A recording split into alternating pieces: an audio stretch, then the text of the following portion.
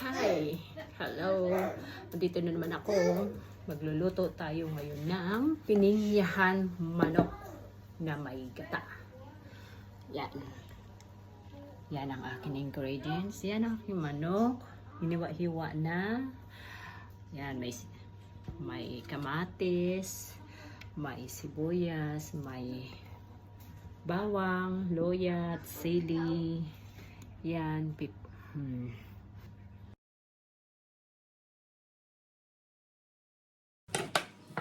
Diwa tayo ng loya. Ang loya. Ang kaharap ang swimming pool. See?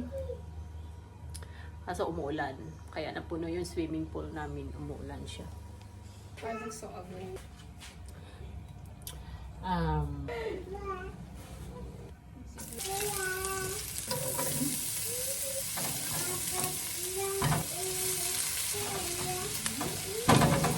Ginger. Fresh.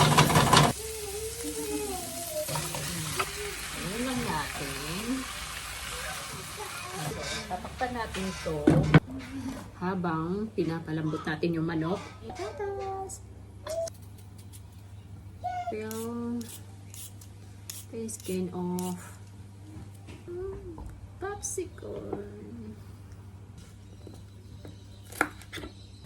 Ngayon, dadagdagan lagyan natin ng tubig para palalambot natin yan.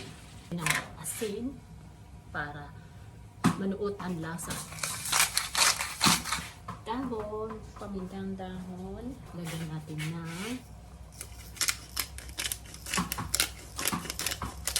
ito. Pre, hindi mo mawawala ang patis. Iwan muna natin to. Takpan natin at hanggang sa lumambot yung manok bago natin ilagay ang ngayon magbabalat tayo ng pinya. Lang natin ang laman. Kailangan hindi masira yung kasi dito natin mamaya ilalagay yung manok. Kailangan hindi siya masira. Kailangan buo siya. At hindi masyado malango. Tcharan! So, may sabaw siya So, natanggal natin ang laman. There you go. Dan, naugasan ko na siya. Carrots at patatas, bell pepper. At ito na ating pinya. Natanggal ko na. Ito siya. Isabaw-sabaw pa.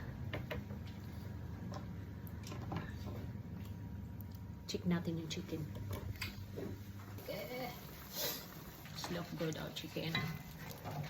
Medyo matigas pa siya. Nice.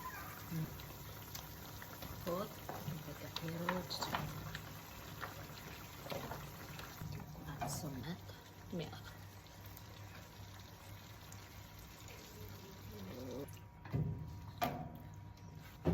Check natin yung ating chicken.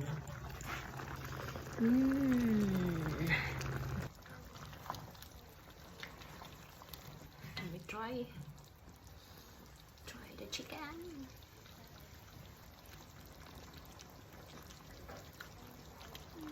Gusto natin.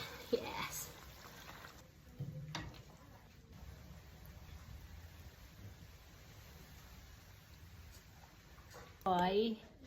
Meat.